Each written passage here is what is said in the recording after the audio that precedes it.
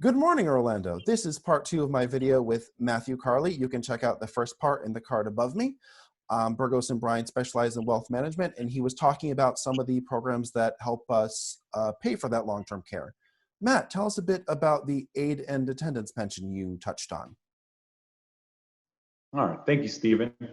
So the aid and attendance pension, or the infamous aid and attendance pension, is a little known pension that's available to wartime veterans and their spouses who are needing care. The first qualification is, the basic qualification is that the veteran must have served 90 days of consecutive active duty time with 1 day during a permissible period of war. All right. You did not have to see battle. You didn't have to be in country. You just had to be active duty, 90 consecutive days, and 1 day not during and 1 day during a permissible period of war.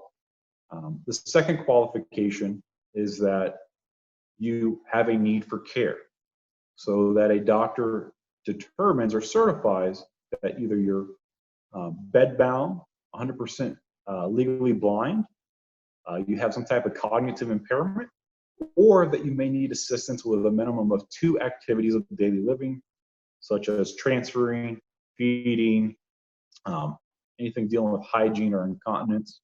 If you need the assistance of another person to help with these activities, the VA has this program to help you afford these services.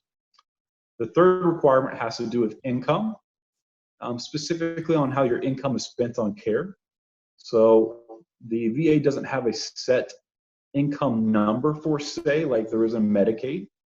Instead, what the VA does is an IVAP test, which is income for VA purposes.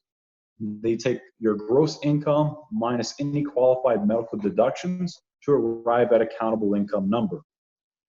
So if you or your family are looking to pay $2,500 at an assisted living community or anything above that, and your income's $2,000, then you're in the hole for $5,000 or $500 a month, and you can pass the income test.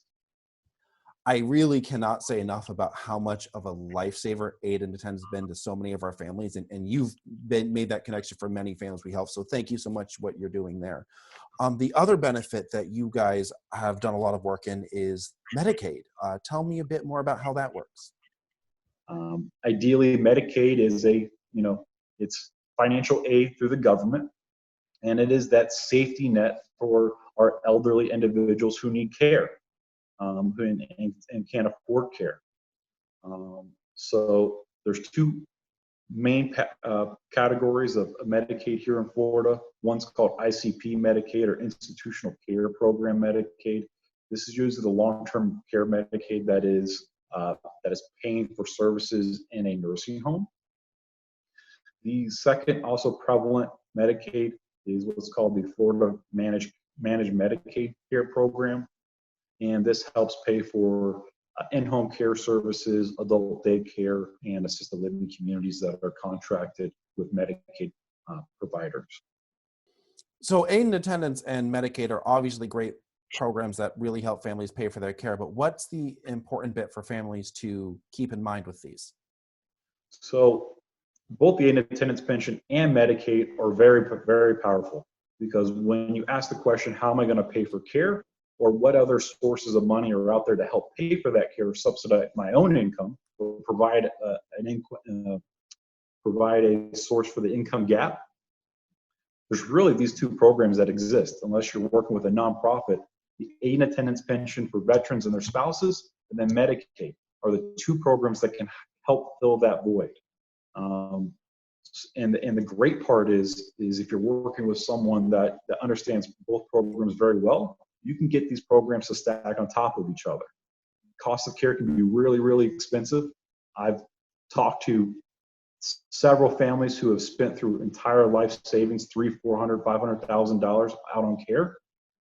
Don't let that be you. Talk to someone early, get a second opinion about how to protect your assets, and put that plan in place to pay for care and maximize the benefits that are available to you. I can say from my own experience that one of the biggest struggles families have with care is how they're going to pay for it and how they're going to financially survive it. And these programs that you offer are really so important and are really a lifesaver for so many families, because it answers those tough questions. And I thank you for providing those answers to families.